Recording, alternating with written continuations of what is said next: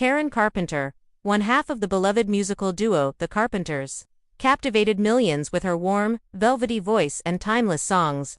Behind the scenes, however, her life was marked by quiet suffering and an ongoing battle with anorexia nervosa, condition that was barely understood at the time.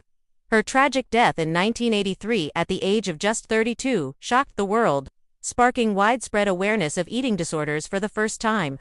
Yet, decades later, new details and reflections on her life have emerged that make her story even more heartbreaking. As more people from her inner circle have opened up and medical understanding has evolved, the depth of Karen's pain and the missed opportunities to save her have only become clearer.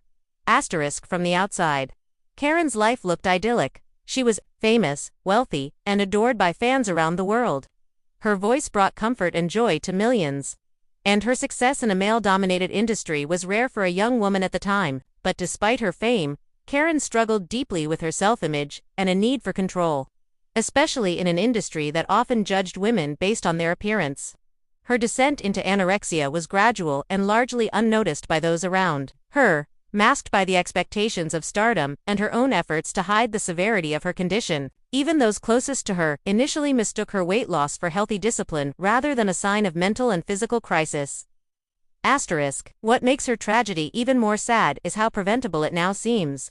Medical professionals at the time had very little knowledge of eating disorders, and those who did often failed to recognize the seriousness of her condition until it was too late. Karen herself sought treatment in her final years, even checking into a hospital for care. However, the methods used were outdated, and her heart, already weakened by years of malnutrition, could not handle the physical stress. She died of heart failure caused by complications of anorexia, just as she was beginning to recover and dream again of music and personal happiness. Adding to the sorrow is how her voice, so full of emotion and life, was in many ways a reflection of the inner loneliness she battled for years. Her lyrics often spoke of love, loss, and longing, and now it seems they were more autobiographical than most fans realized.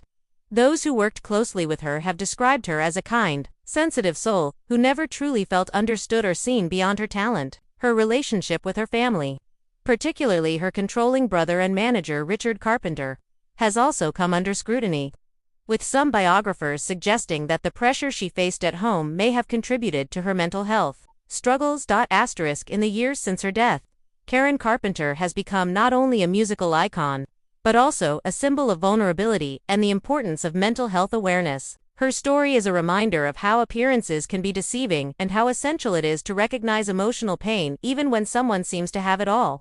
The tragedy of Karen Carpenter continues to resonate, not just because of what was lost, but because of how much more she could have given the world.